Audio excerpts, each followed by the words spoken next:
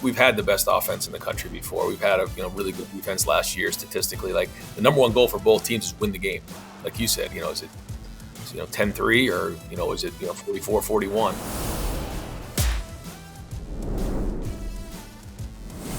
Hello and welcome in. It's Always College Football. I'm your host, Greg McElroy. Today is Thursday, August 22nd. We appreciate you being here. Doesn't matter where you're coming to us from, whether that's Spotify, Apple Podcast, ESPN YouTube channel. If you're here with us on ESPN Linear, we also appreciate you being here, man. It's awesome. We have a great show for you today. It's our first Thursday show. We happen to think our Thursday show is the very best in college football and preparing you for the weekend. It's week 0. We don't have a ton of games to break down, but we do have one. You'll get a full comprehensive breakdown about Georgia Tech and Florida State coming up here in just a little bit. I'm also going to give you a list of names from players that you're going to need to know this year. Like, if you want to be an informed college football fan, these are names that you can sound really smart if you bring them up in your water cooler conversation. And to make today's show even better, we're going to have Ryan Day, the head coach of the Ohio State Buckeyes, will join us here on Always College Football. So let's start with Coach Day. He has what I think is the best team in America. Let's hear what he has to say about what's been a terrific offseason.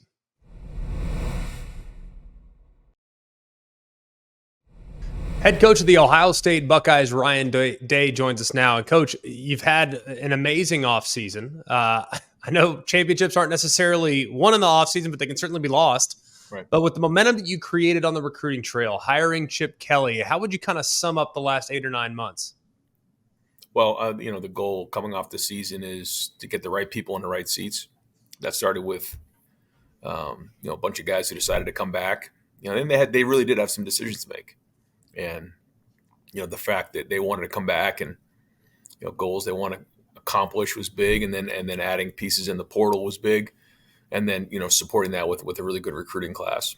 Then on top of that, like you said, the coaching hires, making some changes in hiring Chip was big. And McElroy, Carlos Lachlan, James Laurinaitis, and just making sure, again, you have the right people in the right seats. And to me, that was the start of it all. I want to start with the Chip because you had hired Billy O'Brien, who I love. I think he's a great coach. I think he's really, really good. He goes back home. Who can blame him, right? Great opportunity for him at BC. But Chip all of a sudden kind of materialized out of thin air. He's a sitting head coach. You don't often see a sitting head coach leave for an opportunity like this, but your situation is unique. So when you began that conversation, I know you guys have a long track record. What were some of the things you were kind of talking about? Well, he and I had, a lot of conversations over the years. And, I had, he had kind of explained to me that during the bowl practice, he'd started, getting in the meeting room with the quarterbacks and how much he really enjoyed getting back into the meeting room and doing some of that. I mean, he loves football. And, once that happened, I think, his mind kind of, changed a little bit. And he was able to, spend some time with those guys leading up to the bowl game. And so, we had conversation and, I brought it up to him and, we talked a little bit about it the first time around. The timing wasn't easy. And so for him to move on, the situation, timing had to be right. And I thought he handled it unbelievably well. And he was excited to get here. And ever since he's been here, he's done nothing but, connect well with the players, with the staff. And it's been great because it gives us a different perspective who have been together now going on 8 years. Well, the passing concepts don't need any help. And what you guys have done in the run game, too, has been rock solid for a really long time. So what philosophy changes do you anticipate him implementing now as you unveil? Because I think his run stuff is just like, whoa, like it's next level. Why is the right side of the offensive line doing something different than the left side of the offensive line? The quarterback can gash you right at the middle if he wants. So he's so next level when it comes to being creative in the run game. What has that added to your offense? We're working on that now. There's a lot of really good ideas, and he's always been creative, always. That's probably the thing that I embraced the most when I played for him when I was in college. Is I would go in there and my GPA was a lot better in the spring than it was in the fall. And I'd get in there early, and he would just have such a thirst for knowledge, and he would just kind of work and figure out like what was the next thing that's out there. And a lot of times it's cyclical. It's not new. It's just something that people aren't working on, or defenses are looking to take this away, so this is opening up something else. And his mind works quickly. When he sees something, he recognizes it fast. And I think it's exciting for our team because, like I mentioned before, we have some guys in that room who see things a certain way, talk a certain way, which is great because it continues the culture and there's a lot of cohesiveness. But having a fresh perspective has been great in there. Yeah, was there ever a time though, and maybe it's as a player or having played for him or now that he's on your staff, is there ever a time where you sit down and say, Coach, that's just not going to work? Like, hang on, that's too advanced. Like, we can't have that RPO combined with that run play. Like, it's too much. Do you ever have to kind of reel him back in? Well, he's always going to be aggressive, but it's a collaboration. It's just conversation and knowing that every play has an investment. There's a risk with every play, high or low, and just having back and forth. But I love it. I love the aggressiveness. I love the creativity, and we'll figure out what is best for our team and what is best for the game and the game plan that we're going to go in there with. But I like to err on the side of being aggressive and having those ideas and experimenting with different things. But ultimately we're going to it's going to come down to the best idea and what fits our team at that time. But the whole room has been involved, and that's good. Brian Hartline and Keenan Bailey, Carlos Lachlan, Justin Fry. I mean, it's a good room in there. A lot of great ideas. I would imagine. So let's talk about your quarterback, Will Howard. You announced him as the starter just a few days ago, which is, hey, congrats to you. I talked to so many coaches like, man, there's no one separated. Like, this is impossible. And we got one guy that's doing great one day, and then the next day it's not so great. So it's wonderful to have that clarity. But what did he show you over the last few weeks that makes you feel really confident in what he brings to the position this year? I think the thing that you have to do as the head coach is you got to get a feel for the locker room. You can't fool those guys. Yeah. And, if you name somebody and half the locker room doesn't think that that's the right thing to do, you can create a little bit of an issue there. Usually it gets worked out. But they're counting on you to make the right decision. And I think it was clear. It was a little 10-day stretch there where he took control of the offense and had a strong, presence with the team. It's a combination of his feet, his experience, his size, his accuracy, his ability to throw the ball. I mean, all of the above that's been exciting for us, and it's fun for him because he does have some weapons to work with, and he's got a good group around him. So are we asking him to make extraordinary plays? No. We're asking him to play really, really sound, fundamental football on first and second down. And the term I use, make the routine plays routinely, take care of the football, but then play good on third down, red zone, and 2 minute, because that's where quarterbacks are judged. I see a lot of people making the assumption that, Ohio State they have so many good. Look at their running backs. Look at they're 2 deep that we all know about, but they're probably 4 deep. Look at their wide receivers. Like, just get them the ball. How hard can it be? The quarterback just needs to be average. Like, I personally take great offense to that. Right. So when you describe, quote, average play, you reference going to the right place, making the right decision at the right time, distributing it to the right direction, all those other things. What goes into when there is a time, and there will be one, when Will Howard has to step up and make that throw in a pivotal third down, backed up in his own end, maybe at Penn State? What has he shown you, whether it's at Kansas State or in his time with y'all so far, that makes you feel strongly that he can pull that throw off? Yeah, we try to give them most difficult situations, and being a sort of an offensive guy, I like to do that. Second and long period, it's like, red zone, 3rd and 9 on the 9, blitz period. Blitz period's big, blitzing every time and just trying to get guys in his face. But I think it's the 2 minute, down a score with 50 seconds. You got to get in the end zone on your own 30. The harder the situation, the better. Backed up, like you said, is big. But I think it's the poise. That's what I see. I see poise in the pocket. I see strength in the pocket. And that's something that's very difficult, as to coach. Guys, they're not going to see the rush. They can't be looking at the rush, but they got to feel it. And he does feel it, and he's strong in there. I think most people would think, as an offensive guy, you'd script for success. Why would you put your quarterback in a tough spot? Come on, man. I know the one thing that is tough, though, I think about it, man.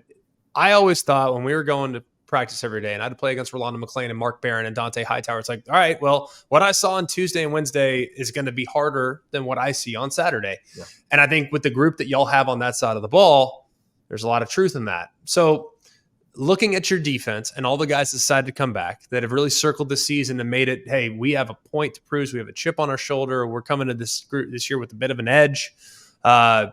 What have you seen from that group in fall camp that makes you think that's a group that if we have to win a game 13-10, we can do it because of these 11 guys on defense? Yeah, well, it's that approach. It's that edgy approach. It's a competitive approach that you got to bring it every day and play really, really hard and be the hardest playing team in the country and the hardest playing defense in the country, run to the ball. And, they've shown that they can do that. But to your point, we've had the best offense in the country before. We've had a really good defense last year statistically. Like the number one goal for both teams is win the game. Like you said, is it 10-3 or is it 44-41? Like got to win the game. Got to win the game in the fourth quarter. So we put together a lot of competitive situations and guys are getting after it. They're getting better. And that's the only way to grow is that every day your practice and your training is harder or as hard as it is in the game, because as we know, once you get in the stadium, you're going to sink to the level of your training. But what is your training really about? And so we're trying to create as many environments as we can that are the most difficult ones.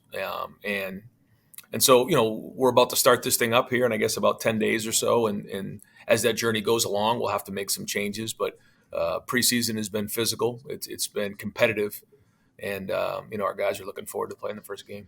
Yeah. I mean, I think that with your team, because you have been so lucky and fortunate to have elite weapons at the skill spots, there's this perception that, hey, they can't win that lunch pail game. I happen to think that's ridiculous. Having been and called your games, having seen your team practice, having seen you guys go through the drills, man, it's a physical group and it's going to be that way again this year. So, but is there anything that you've maybe adjusted this year that has led to even more physicality because of the experience that you have back on both sides of the ball? No, I do think the addition of a quarterback run component to the offense does change things. When Justin was a quarterback here and he was a big part of the run game, I mean, that really wasn't part of the conversation. We had some great success, when CJ was here and then last year as well. But having that ability to use the quarterback certainly does change the angles, change the numbers, Chip's creativity in the run game with that style of quarterback, because all of our quarterbacks now, all five of them can do that. I think we'll bring a different component to the table. So that's certainly something that we addressed coming off of last season. But no, I mean, our guys are going hard right now, and doesn't mean anything until you put it on the field. But every day in practice, it's physical, and guys who come out and watch us play in preseason have recognized that. And there's no doubt about it. I know I've seen those practices, and hey, those helmets look pretty on game day. During the week, there's some scuff marks on there for sure.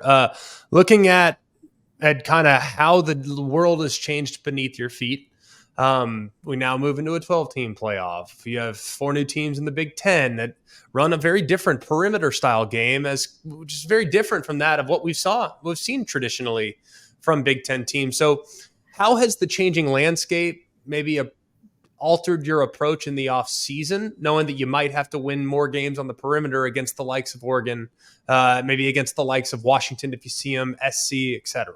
We've always sort of, tried to put together a team that could win both ways. Yeah. Win on the perimeter, but also, when it's snowing sideways or 80-mile an hour winds at Northwestern in October. Why do you bring up the Northwestern game? Is that like one that I've never seen weather like that, buddy? That was insane. No. But that's playing in the Big Ten, so you got to be able to win that game, and then you got to be able to win a dome game, and December, playing fast against a perimeter style team. So you got to have both, and so we try to recruit that way, and we try to practice that way, and plan accordingly. And finally, Coach, with how you've really handled the recruiting process and the transfer portal this year, the rich have gotten richer. I mean, you just go out, you say, all right, we'll take this guy, we'll take that guy. You get a super elite ball player in Caleb Downs. You obviously add Will. When you go to the portal, what are some of the priorities for you? Because some would say, well, just go out and get a tackle. Like, I'm sorry, if you could do that, that'd be great. Everybody wants those guys. So when you look at the portal and you think about, hey, if we offer them, they're probably going to come. We got to be selective. I guess philosophically, how do you handle that? Well, it's become the truth. It's become year to year. It has. But that being said, like it can't become like month to month. And Right. we know that we're in this thing for the long haul, and it can't be a mindset of like we have to win this year and then whatever comes down the road, the program falls off a cliff like that. That's not acceptable at Ohio State. So the biggest thing we have to do is recruit at a high level and develop young players. That's it. And then make sure that they understand what it means to be a Buckeye, what it means to play in the state of Ohio, what it means to, not be allowed to have a bad game, and what it means to win the rivalry game. Like that's a huge part of being a Buckeye. So that has to be, sold in recruiting for, sometimes we're recruiting these guys 3 and 4 years. And so then we develop them while they're here and bring them along and all that. When guys do leave the program for whatever reason, or there's a hole somewhere in the roster, that's where the transfer portal has come into play for us. So we lost a quarterback in the portal last year. We lost a running back in the portal, so we brought in Will. We were Quinshawn. We were light at safety, so we felt like there was an opportunity there to bring in a safety. Caleb became available, from Alabama when Coach Saban retired, and so that was a little bit of, some of those guys were in there. That was an opportunity that maybe wasn't going to be there before that happened. So he, Seth, and Julian, 3 of the 7 that we brought in came from Alabama. So that was a unique situation. But the rest of them were really for holes that were in our roster that we needed to make sure we bolstered. Yeah, it's really cool though to see how Caleb Downs, and by the way, are you going to give him carries? What is this? I know Chip wants everyone to be able to run the ball. Like, what is it? Come on, Caleb's an super elite safety. Is he really going to get carries this fall? We'll see. Maybe. He returned a punt return for a touchdown last year. I mean, the ball. I went to see him play in a game. It was Mill Creek versus Buford in high school. And he never came off the field. He was returning. He was a running back. He was safety. He was just all over the field. And one of the most impressive high school games I've ever seen live. And I remember watching the game saying, he could be a starting running back anywhere in the country. So we'll see where it goes, but he certainly has the ability. Amazing. What a versatile weapon, and what a great luxury to have there in the back end for y'all defensively. Coach, can't wait to see your team play this year. I know I have super high expectations. I always do. And I know that the attention to detail amongst your staff will be amazing. So looking forward to watching y'all play, and best of luck. Yeah, thanks, Greg. Appreciate it. Talk to you soon. Great visit with Coach Day there. Let's get into some names to know. Okay, these names will help you come across very intelligent, because these are names of guys that are going to potentially be difference makers in the college football world this year, okay? So just so we have an indicator, we'll start with Michigan. We just did Ohio State for 15 minutes. So let's just give Michigan a little love right here. If you've listened to this show, you probably know about Alex Orji, right? He's in all likelihood going to be the starting quarterback. He's remarkably athletic, all that stuff. It'd be easy for me to tell you about Alex Orji as a name you need to know, but I would think if you're a diehard college football fan, you're probably familiar with that name, whether it was watching him situationally last year for Michigan, or if you've been following Michigan throughout the offseason. So those are not examples of guys that you need to know. These are guys that are a little bit under the radar, but by season's end, they have all conference, all American, freshman All-American type of potential, okay? Let's start with Michigan, though. We will do the name Jayshon Barnum. He's a linebacker. And if you talk to people around the program, this guy has been a quote, and I say this, quote, comparable to Devin Bush. He's a complete havoc wrecker. He's a transfer from Maryland, 2-time honorable mention All Big Ten, and has already really established himself as a playmaking machine there defensively for Wink Martindale, the new defensive coordinator for the Michigan Wolverines. Really, really fast. He's added 15 pounds of muscle So he is physical, but hasn't lost a lot of the speed that he showcased at Maryland the last couple of years. Jayshon Barnum, a name for Michigan that you need to know. We'll go next to Florida State, where I'm going to tell you about the defensive tackle, Darrell Jackson. Now, if you followed a couple years ago, we had talked about this young man. Maybe he'd be eligible, maybe he wouldn't. He unfortunately wasn't able to play last year because of a 2-time transfer rule. He started his career at Maryland. He's 6'5", 330 pounds, transferred to Miami in 2022, started 12 games, had a pretty good year that year, 4.5 tackles for loss, 3 sacks, not an elite year, but a solid year. Had to set out all of last year, and now he's going to be a guy that plays a lot for the Florida State defensive line. Like I said, 330 pounds, but he's been clicked at over 20 miles an hour in pads. That's right. 600-pound squat, 400-pound bench. This guy's a machine. And alongside Joshua Farmer and a couple other guys up front, this is a guy you're going to need to know. He might be a game wrecker up front for the Seminoles. So Darrell Jackson, Florida State defensive tackle. Moving on to Ohio State.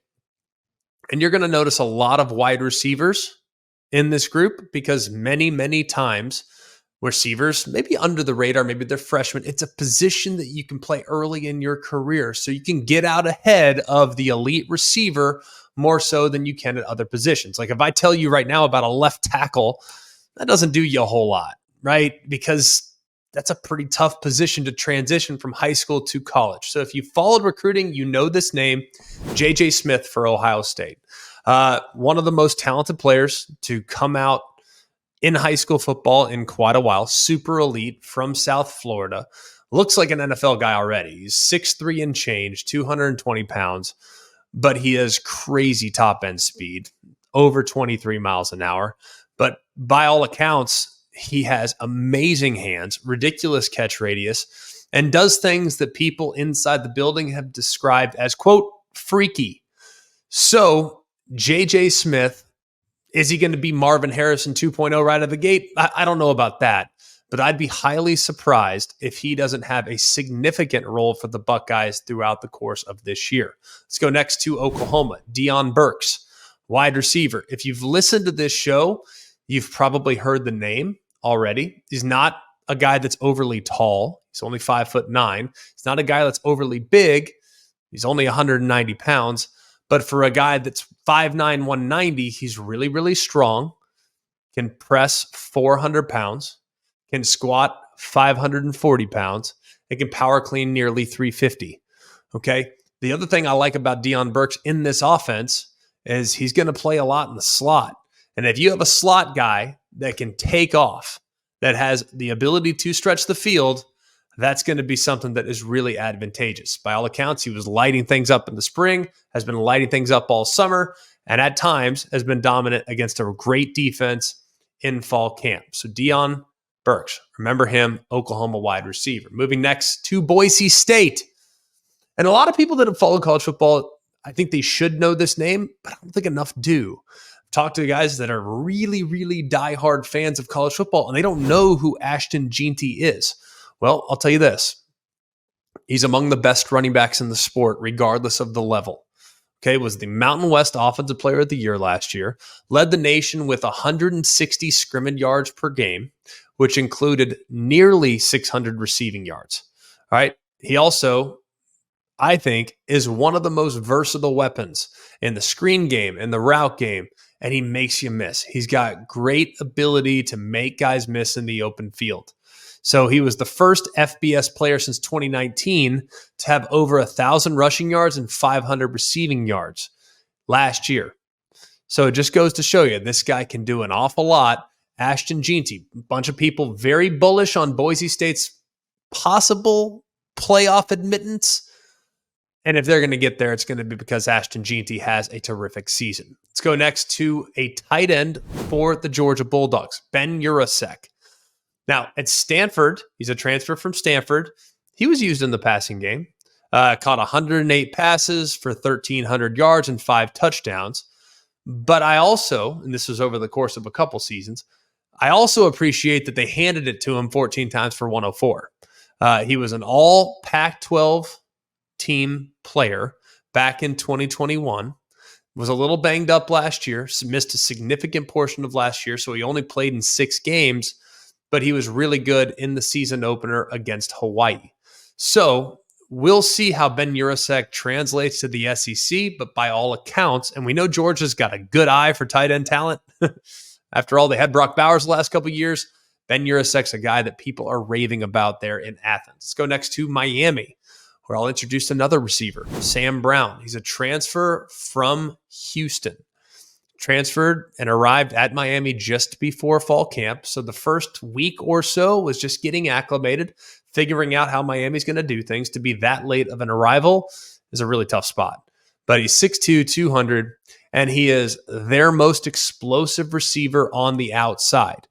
So if you take that into account and you think about what he could do after the catch, he might be a massive contribution and one that's flown to the radar. Everyone's talked about the other receivers that Miami has, most notably Xavier Restrepo, but do not sleep on Sam Brown. He averaged nearly 7 yards after a catch last year at Houston. He also forced 20 missed tackles last year, which was the most in the country from any outside receiver. So that's pretty impressive as well. Keep an eye on Sam Brown. Not a lot of people are talking about him. I've seen very few people writing about him, but there's a ton of buzz about what he could be this year at 6'2", 200 as what might become a primary weapon for an explosive offense at Miami. And if they can get the run game going too, you think about that handoff, fake the handoff, hit big play action to an explosive Sam Brown down the field. That's a recipe for a lot of success. At Texas A&M, we're going to go to an athlete, jack of all trades, a guy that has played running back and DB and corner. They've moved him all over the field here the last few weeks at A&M camp. Remember, A&M's a little thin at running back after the injury to Ruben Owens.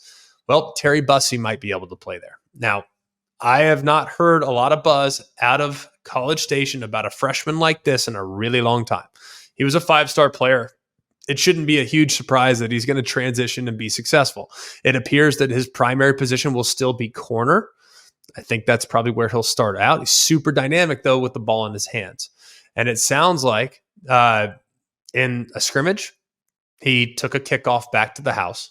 And in high school, he had 92 carries for over 1,100 yards and 17 touchdowns. So down the road, he's going to be a corner, maybe even a wide receiver. But he also probably going to have a position on offense and on defense throughout the course of this season. He's just too talented and can do too many different things. Moving on to Texas A&M's biggest rival, the Texas Longhorns.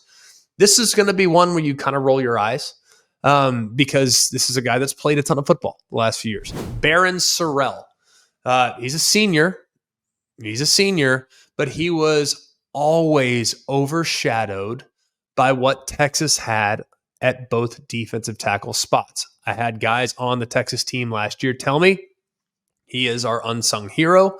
He is the most underrated player on our team. He's proven that already by improving his bench, by improving his squat, by improving what should be his contributions. Last year, he just stayed in his role. He knew his role. But now that Barron Sorrell might get unleashed because they don't have that tandem at defensive tackle, I expect a huge year from Barron Sorrell, so remember him. Let's go next to Penn State, where we'll talk about a wide receiver. I'm going to go with Harrison Wallace. Now, I think you look at Penn State and what's long been the question mark. Is who's going to be the go-to wide receiver? Who's going to be the guy that can make this offense feel more explosive? Well, it's been a while now, but it sounds like the light has now gone on for Harrison Wallace. Now, felt like back last year, he was about to have kind of a big year, had a big game in week 1 against West Virginia, but after that, just wasn't able to get a whole lot going. He only played in 8 games, had some injuries, multiple injuries, just led to him never really gaining a lot of traction off of where he was. So while it wasn't the biggest season in the world, it appears like Wallace is well positioned to be in a spot to take the next step. I've also heard about Liam Clifford taking the next step. You know that Julian Fleming is going to be considered, quote, steady. So it appears that this wide receiver core is progressing at State College, but Harrison Wallace might be the headliner, assuming he can stay healthy this year. A few more, another wide receiver at USC, Deuce Robinson. Now, he played against San Jose State last year in the opener, had a touchdown catch against Louisville in the Holiday Bowl, but this guy's 6'6", this guy's 230 pounds, thereabouts. He's got a chance to take over the game on the outside. And he, along with 3 other sophomore wide receivers, this group, the end of the year, I would have told you last year when we did the names to know about Zachariah Branch. Well, now you know about Zachariah Branch. Now I'm telling you about Deuce Robinson. The guy is uncoverable if he can use his height, weight, size, speed combination to his advantage. We'll go next to Tennessee. Their defensive backs, big question mark coming into the season. Well, Jermod McCoy has generated an awful lot of buzz. Sophomore, he's a transfer, and it appears like he's a guy that has really taken the next step. People have said he's extremely professional, has gotten a ton of respect from his teammates, and they look at him last year. He transfers over from Oregon State, started just 5 games, a really important piece on their defense, knowing some of the question marks that they have in the back end. So remember that name, Jermod McCoy, corner for Tennessee. We'll go next to Florida, where we'll tell you about a running back. And if you listen to this show last couple weeks, we told you about Jacoby Jackson. JUCO transfer, joined the program prior to the 2023 season, but never really carved out much of a role for himself. Remember, they had ETN, they had Montreal Johnson, so he was a little bit lost in the fold. He's had a really nice fall camp. Now, Montreal Johnson's been banged up, which has opened the door for Jacoby Jackson, for some of the freshmen to step up and have a really nice season. So keep an eye on the running back room collectively in the absence of Montreal Johnson. If you can't go week 1, week 2, if you can't go week 1, that's against Miami. They might be relying on some relatively inexperienced backs, but based on what they've done in camp, I think the Florida coaches and fans feel pretty good about who they got. And then finally, we'll go to Alabama, where we will do another wide receiver. It's Ryan Williams. Now, 5-star player, true freshman, tons of buzz surrounding what he was in the recruiting process, decided to graduate a year early, reclassified, decided to join the class for 2024, and has already made his presence felt. He's not a guy that's huge. He's about 175 pounds thereabouts, but has drawn some comparisons to a young Devontae Smith, who ultimately, over the course of time, went on to win the Heisman Trophy, had some significant plays for the Crimson Tide over the course of his career. The other thing about him is he is supposedly very professional about his approach, has a great understanding for what they want to be offensively, and has consistently created big plays downfield and has created consistent separation against a good secondary. The Alabama secondary, they feel pretty good about. Young, but they feel pretty good about it. And it sounds like Ryan Williams has had his way with them on more than one occasion. Okay, moving in now to our Florida State Georgia Tech preview. You know, this game is going to be played in Dublin, Ireland. Should be an exciting one. You can watch it noon Eastern time on ESPN. Overall thoughts here. 13th time that Georgia Tech will face a top 10 Florida State team. The Seminoles have won the last 11 meetings, but in 2015, they lost on a game-winning blocked field goal that was returned for a touchdown as time expired. That was actually Georgia Tech's last win against a top 10 opponent.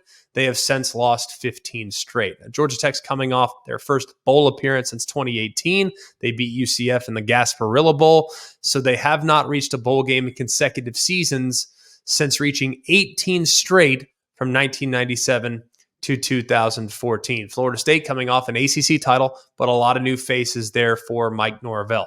Mike Norvell, he's constantly utilized the transfer portal. There's not been something that's been new to him since 2020.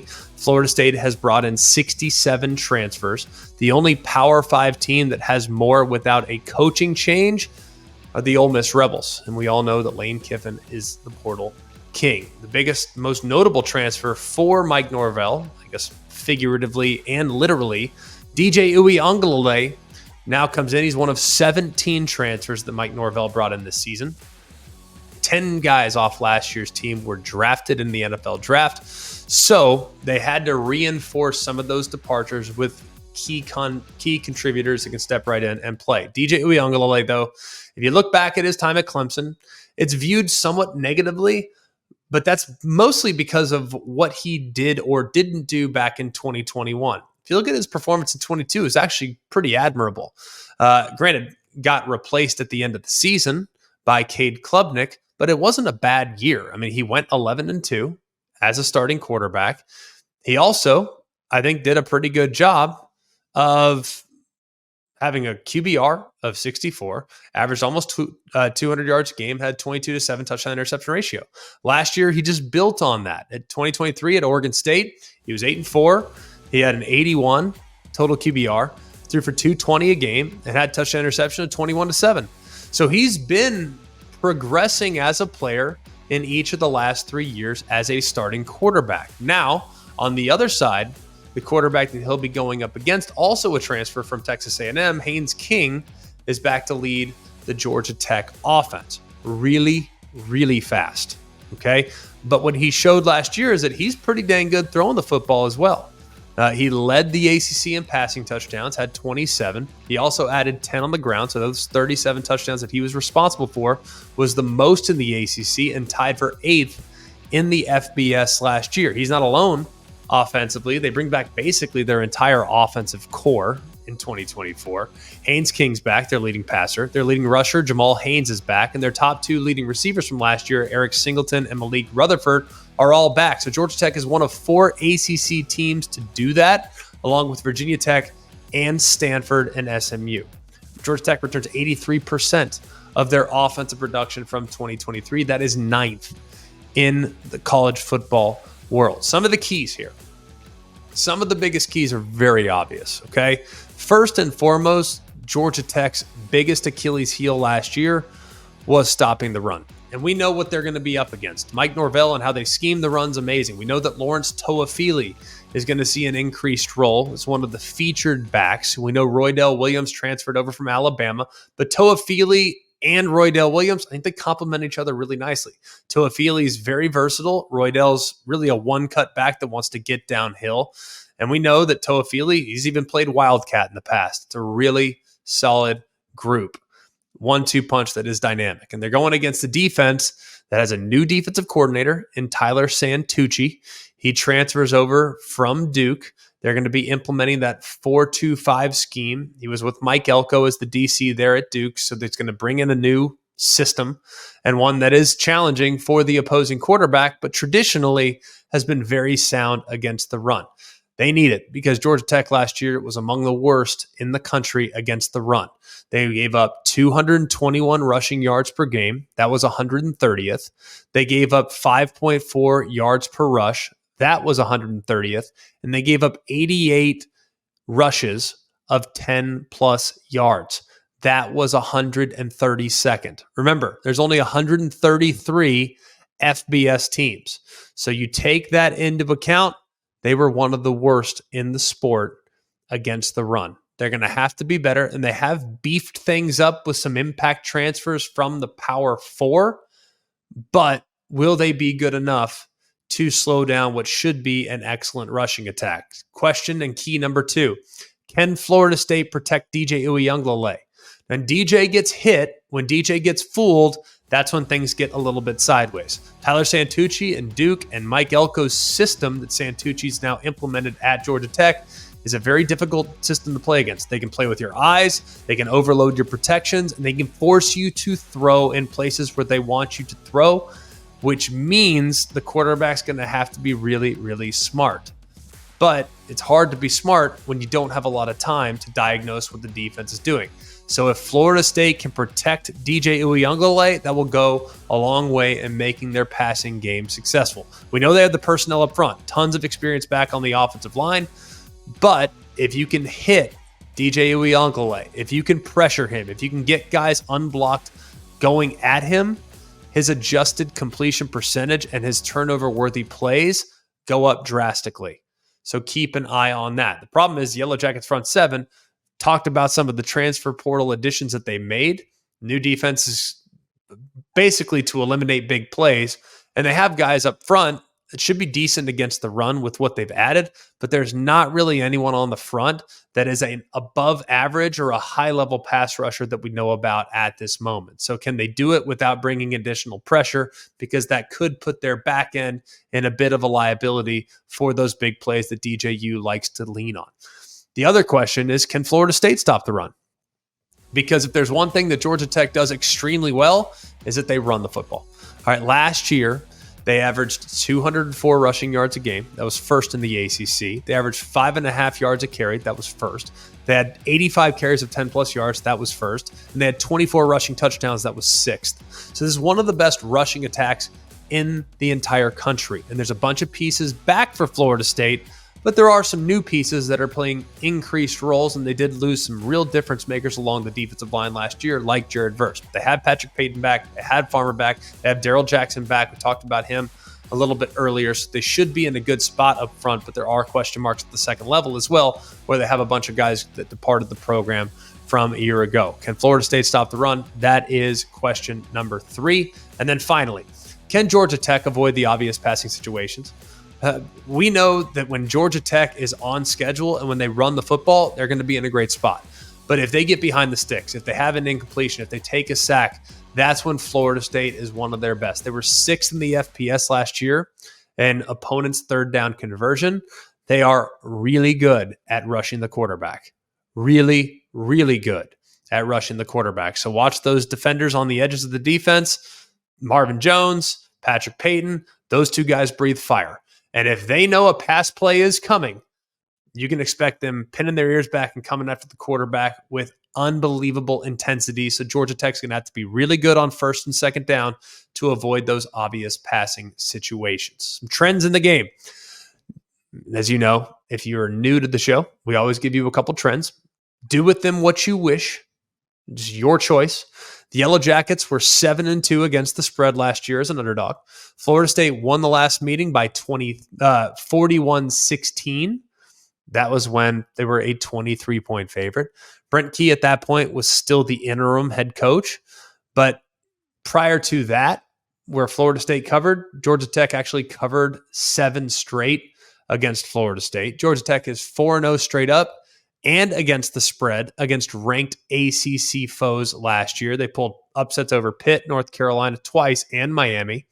And Georgia Tech is 10-5 against the spread against ACC foes under Brent Key. They're getting double digits here. So all of that being said, I think Florida State handles their business, but I think it will be a very competitive game. Florida State ultimately starts the season 1-0, but don't be surprised if it's a 4-quarter contest. And at some point, it's a little stressful for the Seminoles. That'll do it for us here at Always College Football. Continue to encourage all of you to like, rate, and subscribe to the show. We appreciate you guys. These are the breakdowns that you can expect every week. So while we gave you 1 this week, we'll probably give you 5 or 6 next week. So no one else is giving you breakdowns like we're giving you. I can promise you that. So for all of us here at Always College Football, for Mark, Jake, Jack, the other Jack, I'm Greg. We hope you have an amazing day, an amazing weekend. Enjoy the football because college football is back and it never left. We are a college football show. And I hope you guys are as excited as we are for the 2024 season. So with that being said, we leave you with this. Hope you have an amazing weekend. And remember, it's always college football.